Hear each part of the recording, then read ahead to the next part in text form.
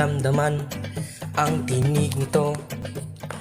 Bawat umaga usok ay dumadami sa kalangitan, luhay lumilitaw. Ang ating mundo unti-unting napabalot sa polusyon. Sa bawat hagupit ating pakinggan ang sigaw ng kalikasan. Subukan natin ayusin at ligtasin ang kalikasan. Ikaw at ako mag-isang tinig para sa ating hinaharap.